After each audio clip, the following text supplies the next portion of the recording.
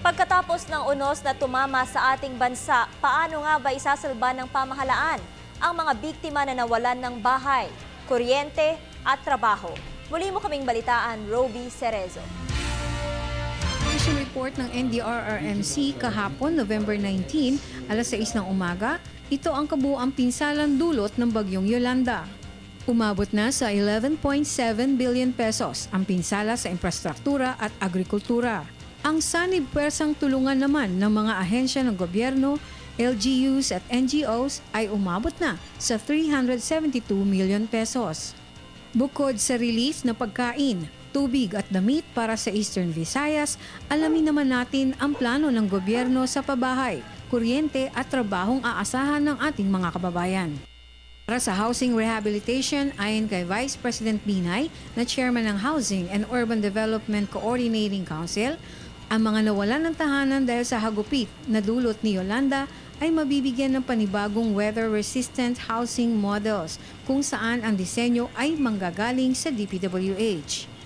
Ang National Housing Authority naman ay magbibigay ng 5,000 pesos na halaga ng construction materials para sa mga tahanang bahagyang napinsala. Ang Home Development Mutual Fund o Pag-ibig ay magbibigay ng tulong sa mga miyembrong apektado ng bagyo sa pamamagitan ng insurance claims against calamities at sa pag-allocate ng para sa 5 billion peso calamity fund. Sa situation report pa rin ng NDRRMC, kahapon, November 19, alas 6 ng umaga, ito naman ang sumusunod na probinsyang wala pa rin kuryente. Nangako naman si Department of Energy Secretary Jericho Petilla na gagawin ng ahensya ang lahat upang bumalik ang kuryente sa lahat ng apektadong lugar sa Eastern Visayas bago magpasko. Andole naman ay naghanda ng 50 million peso Emergency Employment Fund kung saan ang mga manggagawa ay kikita ng 3,900 pesos bawat isa.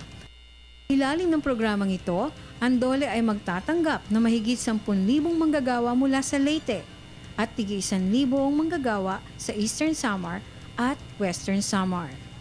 Ayon kay Arsenio Balisacan, Socio-Economic Planning Secretary ng National Economic and Development Authority, mayroong interagency task force silang gagawin kung saan magkakaroon ng short-term at long-term actions para muling itayo at maibalik ang mga social services sa apektadong lugar ng bagyong Yolanda. Ang mga kababayan natin sa Eastern Visayas sa tulong ng mga konkretong programa at proyekto ng gobyerno ay babangon din mula sa unos. Para sa Telebisyon ng Bayan, ito si Roby Cerezo.